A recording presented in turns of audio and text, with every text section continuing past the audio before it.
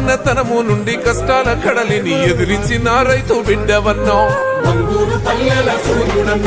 కృషి ఉంటే మనుషులు ఋషులవుతారనే మాటకు నిలువెత్తు రూపమన్నాం. దిక్కుమొక్కు లేని పేదోళ్ళ కండగా గలమెత్తిన కంటమో. డిగ్రీలు లేకున్న లోకాన్ని చదివిన దయగల్ల ధర్మాత్ముడో.